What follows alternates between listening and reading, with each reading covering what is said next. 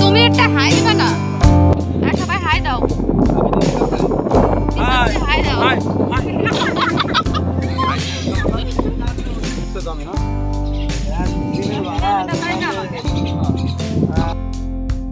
Hi viewers, আসসালামু আলাইকুম। Welcome to Sampa lifestyle. আপনাদের সবাইকে আমার চ্যানেলে স্বাগতম। আর আজকে আমি আবার একটি নতুন ব্লগ নিয়ে হাজির হয়েছি আপনাদের মাঝে। আর আজকে ব্লগটি সরাসরি সকাল থেকেই শুরু করলাম। আর আপনারা তো জানেন আমরা কুয়াকাটায় আছি, আর কুয়াকাটাতে কি করছি না করছি সব কিছু আপনাদের মাঝে তুলে ধরবো। আর এখন আমরা রওনা হচ্ছিলাম আমাদের গাইডলাইন ভাইয়াকে নিয়ে, যে আমাদের পুরো ট্যুরটা মানে ঘুরে ঘুরে দর্শনীয় স্থান দেখাবে, সেই ভাইয়াকে নিয়ে। এই যে মিস্ত্রিপাড়া চলে এসেছি। আগে খাওয়া দাওয়া নাস্তা মাস্তা করে নি।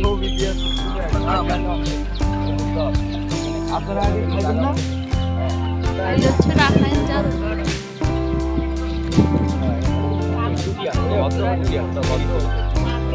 এই যে তাক করলি না?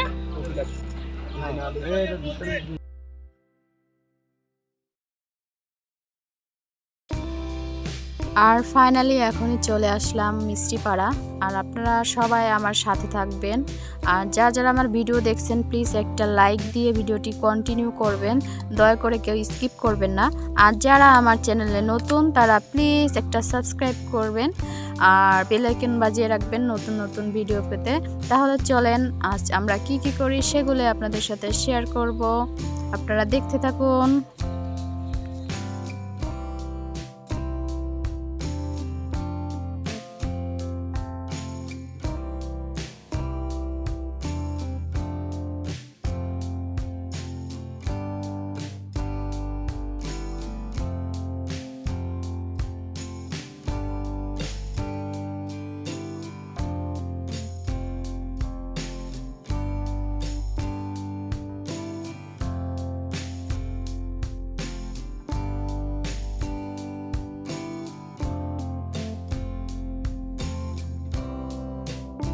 ফাইনালি সকালের নাস্তা সেরে নিচ্ছিলাম। আর আজকে সকালের নাস্তায় রয়েছে ডাল, ডিম ফ্রাই এবং পরাটা। আর এগুলো দিয়ে সকালের নাস্তা সেরে নিলাম। আর সবাই প্লিজ প্লিজ ভিডিওটা দেখতে থাকবেন, সামনে অনেক অনেক সুন্দর সুন্দর মজার মজার ভিডিও দেব ইনশাল্লাহ।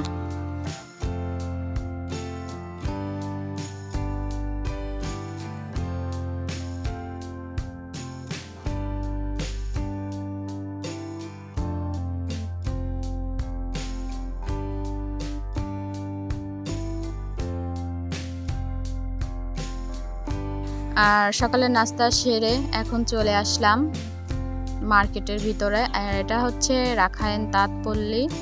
আর এখানে সব রাখাইনদের জিনিসপত্র বেচা কেনা হয়, বিক্রি করা হয়। এখানে রয়েছে ঝিনুকের অনেক সামগ্রী, কাঠের সামগ্রী, দেখতে খুব মাশাআল্লাহ অনেক সুন্দর, সব কিছু মিলেই অসাধারণ। আর এখানের আমি একটা দোকানে ঘুরে ঘুরে আপনাদের সাথে শেয়ার করলাম যে এখানে কি কি পাওয়া যায়।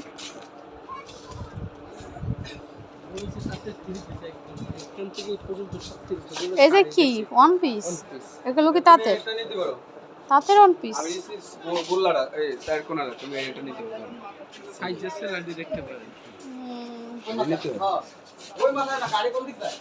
এগুলো সব তাঁতের। বিছনা চাদর কোনগুলো তাঁতের?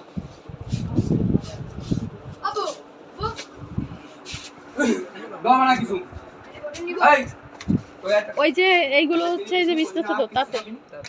এগুলো তো আমাদের বাসার ওই জায়গায় করা যায় কি না, অন্য কিছু নেই।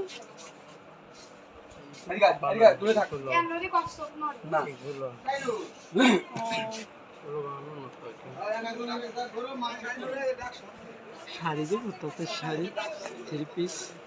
তাঁতের শাড়ি, এই যে এইটা কি তাঁতের? এই যে নিচে নিচে এইগুলো তাঁতের জামদানি কোয়ালিটি। কালেকশনগুলো খুব বুনানো হয়, ডিজাইন করা হয়।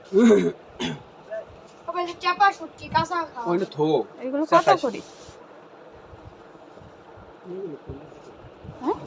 সমস্যা?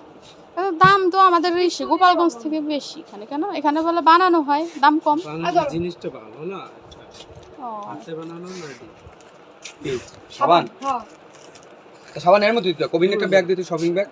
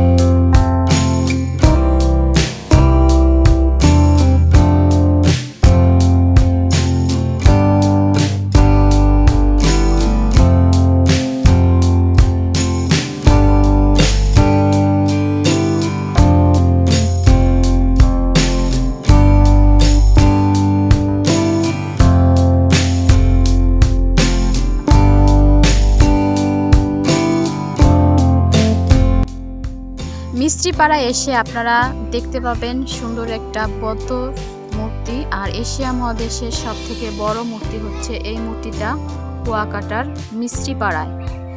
আর এখানে এসে প্রথমে 20 টাকা করে টিকিট নেয় প্রতিজনের। আর আমি একাই ঢুকেছিলাম, ওরা যার যার বাইরে মার্কেট করছিল, আর আমি একা ঢুকলাম। আর যে জিনিসটা কি একটু দেখতে হয় তার জন্য চলে আসলাম ভিতরে। কিন্তু আমি একা একা ভিতরে আসার জন্য নিজের কাছে অনেকটা ভয় লাগছিল, তারপরও সাহস করে চলে আসলাম অজানা একটা ঘরে।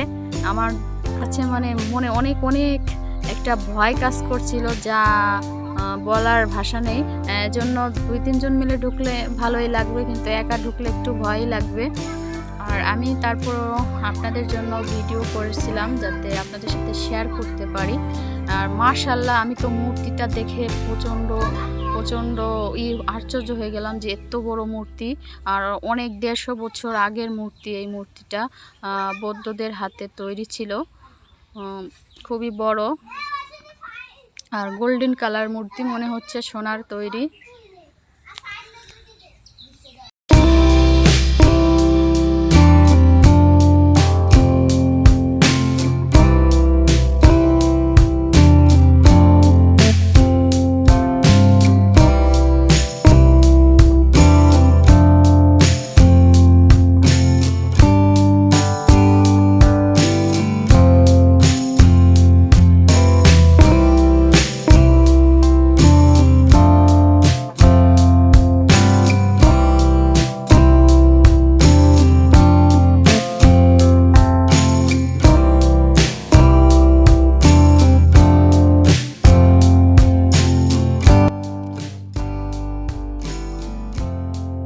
ফাইনালি মূর্তিটা দেখা শেষে পাশে রয়েছে মিষ্টি পানির কুয়া।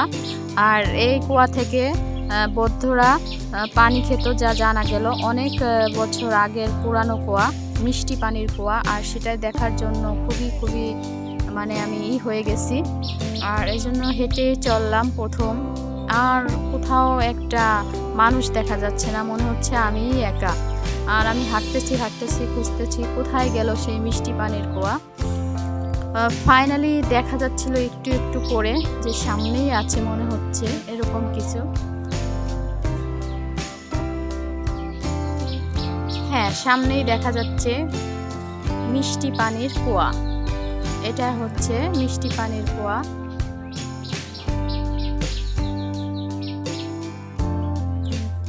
পানির অপর নাম জীবন, পরিষ্কার পরিচ্ছন্ন সকলের দায়িত্ব।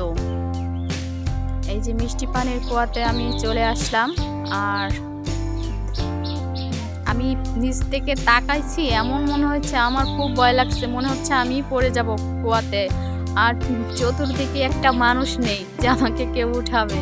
কিন্তু তারপরও আমি সাহস করে ক্যামেরাটা ধরলাম আপনাদের সাথে শেয়ার করার জন্য। অনেক গভীরতাও অনেক। আর এখান থেকে আগে তারা পানি খেত, এটাই জানা গেল যে এখান থেকেই পানি খেত, কারণ এখানে পানি খুবই সংকট ছিল মিষ্টি পানির। চারপাশে খুবই শান্তশিষ্ট পরিবেশ, মনোরম পরিবেশ, খুবই ভালো লাগলো।